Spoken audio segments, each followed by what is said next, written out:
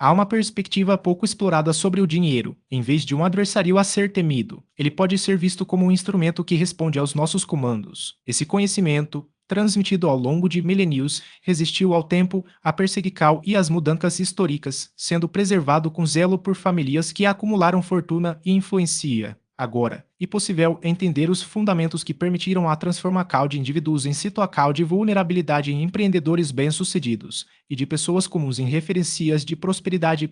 Ao longo dos séculos, enquanto grande parte da humanidade enfrentava dificuldades para garantir o sustento, um grupo desenvolveu uma relação distinta com a riqueza. Não se tratava de sorte, herança ou exploração, mas de princípios espirituais tão sólidos que se mantiveram eficazes mesmo nas crises econômicas mais severas. Atualmente, mais da metade da riqueza global está concentrada nas mãos de judeus. Metade dos laureados com o Prêmio Nobel são de origem judaica. Os maiores escritórios de advocacia do mundo são liderados por eles. Esses números não são obra do acaso, mas resultado de uma tradição milenar que será apresentada a seguir. O primeiro conceito revolucionário dessa sabedoria e que a prosperidade tem origem na mente e no espírito, não no saldo bancário. Denominada mentalidade de abundância, essa abordagem contrasta com a forma como a maioria das pessoas inicia o dia, preocupadas com contas, dívidas e a falta de recursos. Em vez disso, a perspectiva judaica foca em oportunidades, na multiplicação de bens e na criação de riqueza. Não se trata de otimismo ingênuo, mas de uma compreensão profunda de que a prosperidade de figuras históricas, como Salomão, não surgiu de pedidos por fortuna, mas de um pedido por sabedoria. A riqueza foi uma consequência natural de uma mente alinhada com a abundância. A diferença fundamental está na ordem dos fatores. Enquanto muitos buscam dinheiro para depois alcançar a felicidade, a tradição judaica ensina que é preciso cultivar a prosperidade interna antes de atrair a externa. Isso implica eliminar crenças limitantes herdadas de gerações anteriores, como dinheiro e algo sujo, ricos são desonestos ou não têm capacidade para isso. Essas ideias funcionam como barreiras invisíveis que impedem o fluxo de abundância. Os judeus realizam uma espécie de purificação mental, reconhecendo que tais conceitos não são verdades absolutas, mas narrativas repetidas por aqueles que não conseguiram superar suas próprias limitações. O segundo princípio tem o potencial de alterar radicalmente a vida financeira de quem o aplica. As leis espirituais da riqueza por meio da generosidade, praticada de forma estratégica, a tzedakah e um ato de caridade movido pela pena, mas um investimento com retorno garantido. A lógica é simples, a riqueza não é um fim em si mesma, mas uma ferramenta, e doar é uma forma de participar de um sistema de trocas que multiplica os recursos. Enquanto muitos acumulam cada centavo por medo da escassez, os judeus circulam o dinheiro com sabedoria, cientes de que o que é dado com intenção retorna ampliado. Contudo, não se trata de qualquer tipo de doação. A prática envolve contribuições significativas e criteriosas. Não há espaço para impulsos emocionais. Cada ato de generosidade é analisado, investigado e direcionado para causas que gerem transformação real. A premissa é clara: o excedente que alguém possui não lhe pertence verdadeiramente, mas é um recurso confiado por uma força superior. Se não for utilizado com sabedoria, pode ser retirado e entregue a quem saiba administrá-lo melhor. Não é uma questão de crueldade, mas de justiça cósmica. A riqueza é confiada àqueles capazes de usá-la para beneficiar o mundo. O terceiro princípio desafia conceições tradicionais sobre trabalho. A excelência naquilo que se faz é o caminho inevitável para a prosperidade. Um provérbio bíblico afirma que quem se dedica com esmero à sua atividade será reconhecido e elevado, não permanecendo entre os menos favorecidos. Isso significa que, independentemente da área de atuação, a qualidade do trabalho deve ser impecável. Mesmo um pequeno estabelecimento comercial judaico e conhecido por sua organização e eficiência, a reputação de profissionalismo e construída com cuidado, não com mediocridade. Enquanto muitos se contentam em fazer o mínimo necessário para manter o emprego, a abordagem judaica busca o máximo possível para se destacar, ser promovido e recompensado. Não se trata apenas de ganhos imediatos, mas de construir uma reputação tal sólida que as oportunidades passem a buscar o indivíduo, em vez de ele ter que correr atrás delas. Quando alguém se torna referência em sua área, não compete por vagas no mercado, cria seu próprio espaço, onde as pessoas estão dispostas a pagar pelo privilégio de colaborar com ele. A diferença está entre ser substituível e ser insubstituível. O quarto princípio e prático que pode ser aplicado imediatamente: evitar dívidas. Para os judeus, o dinheiro envolve envolve um respeito sagrado pelo equilíbrio financeiro. Endividar-se now significa apenas tomar um empréstimo e comprometer o futuro, abrir mão da liberdade e entregar o controle da própria vida aos credores. Por isso, evitam dívidas como se fossem um veneno espiritual. Se não há recursos para adquirir algo, simplesmente não o compram. Aguardam, economizam e planejam ate que possam pagar sem colocar em risco sua segurança financeira. Isso não significa que nunca recorram a empréstimos, mas quando o fazem e para investir em algo que gerará retorno, não para sustentar um padrão de vida incompatível com sua realidade. Essa disciplina e o que separa aqueles que constroem riqueza duradoura daqueles que permanecem presos em um ciclo de trabalho para pagar juros. Enquanto a maioria das pessoas trabalha para enriquecer instituições financeiras, os judeus fazem com que essas instituições trabalhem para enriquecê-los, invertendo completamente a dinâmica do poder econômico. O quinto princípio redefine a relação com o dinheiro de maneira definitiva. O investimento disciplinado e prudente. Para os judeus, dinheiro parado e dinheiro perdido. Eles investem constantemente, mas não de forma impulsiva. Cada decisão é baseada em estudo, análise e sabedoria, sem perseguir esquemas de enriquecimento rápido ou apostar tudo em uma única jogada. Não se deixam levar pela emoção do mercado, investem com visão de longo prazo, pensando nas gerações futuras, não apenas no lucro imediato. Esse comportamento deriva de um ensinamento profundo chamado Baal Tashit, que significa não destruí-las. O princípio orienta a não desperdiçar recursos, não destruir valor e não agir com imprudência em relação ao que foi confiado. Por isso, cada investimento é tratado como uma decisão sagrada, não como uma aposta. A riqueza não é vista como um fim, mas como um meio de perpetuar prosperidade e impacto positivo. Justiça social. O Talmud, por sua vez, e a interpretação oral da Torá, um compêndio de debates rabínicos que detalha como aplicar esses princípios na prática, incluindo orientações sobre comércio, empréstimos, investimentos e até mesmo a ética nas transações cotidianas. Já a Cabala, a tradição mística judaica, oferece uma perspectiva mais profunda, ensinando que a riqueza material é um reflexo da abundância espiritual e que o uso correto dos recursos está intrinsecamente ligado ao propósito divino. Esses três pilares formam um sistema integrado que não separa a vida financeira da vida espiritual. Para os judeus, administrar dinheiro não é apenas uma questão de técnica, mas de alinhamento com valores maiores. A Torá, por exemplo, proíbe a cobrança de juros entre membros da comunidade, uma prática que, embora adaptada ao longo do tempo, reflete a preocupação com a solidariedade e a justiça. Talmud, em seus tratados, discute casos concretos, como a divisão de lucros em sociedades, a responsabilidade por perdas e até mesmo a forma como um comerciante deve precificar seus produtos para evitar exploração. A Cabala, por fim, reforça a ideia de que a prosperidade não é um fim em si mesma, mas um instrumento para elevar a alma e contribuir para a harmonia do mundo. Essa abordagem holística explica por que muitas famílias judaicas conseguem preservar e multiplicar sua riqueza ao longo de gerações. Não se trata apenas de acumular bens, mas de cultivar uma mentalidade que enxerga o dinheiro como uma ferramenta de transformação. A educação financeira, por exemplo, não é ensinada de forma isolada, mas como parte de um conjunto maior de valores, como disciplina, responsabilidade e gratidão. As crianças aprendem desde cedo que o dinheiro deve ser ganho com trabalho honesto, poupado com sabedoria e compartilhado com generosidade.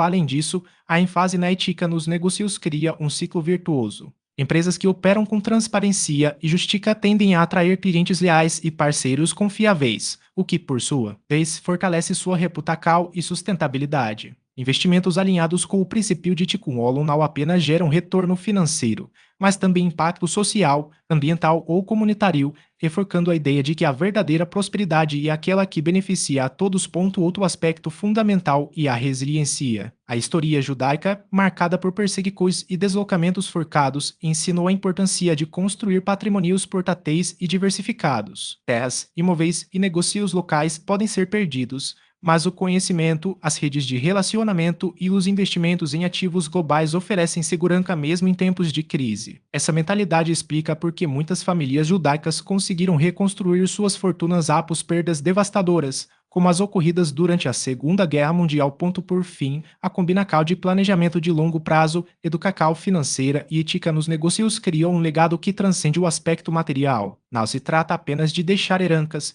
mas de transmitir uma forma de pensar e agir que permite às gerações seguintes não apenas preservar, mas também expandir o que foi construído. Essa é a verdadeira riqueza, a capacidade de perpetuar não apenas recursos, mas também valores, sabedoria e propósito. Oportunidades por medo ou culpa e passa a atrair recursos de forma orgânica, como consequência de uma mentalidade alinhada com a criacal de valor. A generosidade, nesse contexto, não se limita a um ato isolado, mas se insere em um sistema mais amplo de compreensão sobre a circulação de recursos. Talmud, conjunto de ensinamentos rabínicos que interpreta e aplica a Torá à vida prática, oferece diretrizes específicas sobre prosperidade, enquanto a Cabala, sua dimensão mística, explora os princípios espirituais subjacentes à manifestação material. Juntos, esses saberes formam um arcabouço que integra a cal concreta, pensamento estruturado e alinhamento espiritual, funcionando como um modelo abrangente de prosperidade. Não se trata apenas de técnicas financeiras, de otimismo superficial ou de fé desvinculada da prática, mas de uma abordagem que harmoniza conduta ética, mentalidade proativa e conexão com princípios universais. Esse sistema tem demonstrado eficácia ao longo dos séculos, existindo a perseguições, crises econômicas e até mesmo ao Holocausto, e continua a ser aplicado por empreendedores, investidores e filantropos de destaque em diferentes partes do mundo. Um exemplo ilustrativo é a trajetória da família Rothschild, que teve origem no gueto de Frankfurt, na Alemanha, no século XVIII. Na época, os judeus enfrentavam restrições legais que os impediam de possuir propriedades ou exercer a maioria das profissões. Meyer Anschel Rothschild, patriarca da família, aplicou os princípios desse sistema desde cedo, viveu com disciplina, investiu de forma estratégica, praticou a generosidade de maneira calculada e transmitiu aos 5 filhos os fundamentos da prosperidade judaica. Em uma única geração, a família se transformou na dinastia bancária mais influente da Europa, financiando monarquias, governos e impérios. O que possibilitou essa ascensão não foi o acaso ou intervenções sobrenaturais, mas a aplicação sistemática de uma sabedoria acumulada ao longo de milênios. Os Rothschild compreenderam que a verdadeira riqueza não se constrói pela mera acumulação de bens, mas pela criação de sistemas capazes de gerar valor de forma contínua. Estabeleceram instituições financeiras em 5 países, desenvolveram redes de informação mais eficientes que as dos próprios governos e investiram em infraestrutura que impulsionou o desenvolvimento de nações inteiras. Mesmo com o acúmulo de capital, mantiveram um compromisso com a generosidade, financiando sinagogas, hospitais, escolas e iniciativas humanitárias em diversas partes do mundo. Pode-se argumentar que tais exemplos pertencem a um contexto histórico específico ou a um grupo social privilegiado. No entanto, a história demonstra que os judeus não nasceram ricos. Pelo contrário, foram alvo de perseguições, expulsões e confisco de propriedades em inúmeras ocasiões ao longo dos séculos. Ainda assim, conseguiram reconstruir suas vidas e fortunas repetidas vezes, não por possuírem recursos materiais iniciais,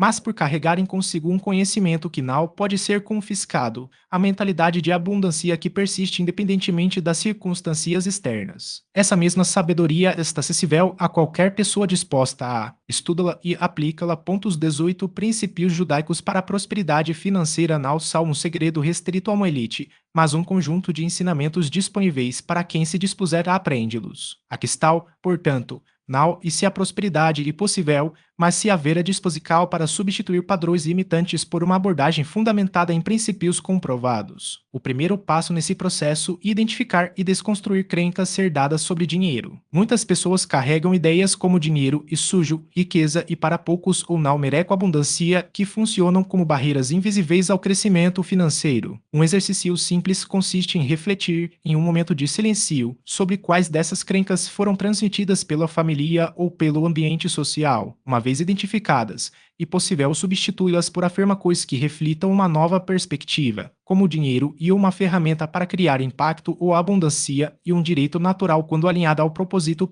Outro aspecto fundamental é a prática da generosidade estratégica. Independentemente do valor disponível, destinar uma porcentagem da renda, tradicionalmente 10%, a causas que gerem transformação real pode ativar um ciclo de retorno multiplicado. Não se trata de caridade movida por culpa ou obrigação, mas de um investimento consciente em projetos que promovam mudanças significativas. Ao direcionar recursos para iniciativas serias, cria-se um fluxo de circulação que, com o tempo, tende a gerar oportunidades inesperadas, uma vez que se ativa o princípio da reciprocidade. Além disso, é essencial cultivar a excelência no trabalho atual, independentemente da posição ocupada. Em vez de esperar por condições ideais, cada tarefa pode ser executada como se fosse uma missão, entregando mais do que o solicitado e superando expectativas. Essa postura constrói uma reputação de confiabilidade e competência, o que, por sua vez, atrai reconhecimento e novas possibilidades. A excelência, nesse sentido, funciona como um imã para a abundância, pois demonstra comprometimento com a criacal de valor.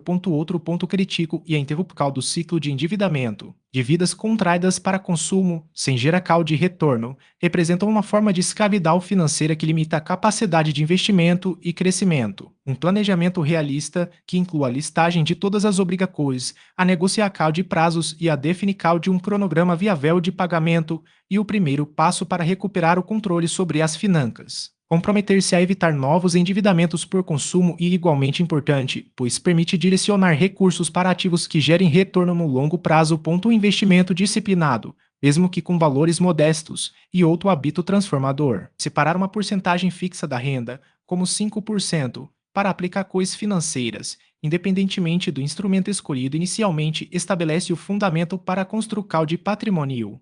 Mais relevante não é o montante, mas a consistência na prática, que permite que o dinheiro trabalhe a favor do indivíduo, em vez de exigir trabalho constante em troca de remuneração. Com o tempo, à medida que se adquire conhecimento, é possível diversificar para coisas mais sofisticadas, mas o essencial é dar o primeiro passo. Por fim, um dos legados mais duradouros e a educação financeira transmitida às gerações seguintes. Quebrar o tabu em torno do dinheiro nas conversas familiares, ensinar crianças a dividir seus recursos entre gastos, poupança e doações, e compartilhar conhecimentos com filhos adultos são a coisa que criam uma base sólida para a prosperidade coletiva. Essa transmissão de sabedoria vale mais do que qualquer herança material, pois capacita as pessoas a gerirem suas próprias vidas com autonomia e discernimento. A sabedoria judaica não promete enriquecimento instantâneo, mas algo mais profundo, a transformação da relação com o dinheiro. Ao internalizar esses princípios, o indivíduo deixa de ser um receptor passivo de oportunidades e se torna um criador ativo de abundância. O dinheiro deixa de ser visto como um inimigo ou algo vergonhoso e passa a ser compreendido como uma energia que, quando alinhada a valores éticos e propósito,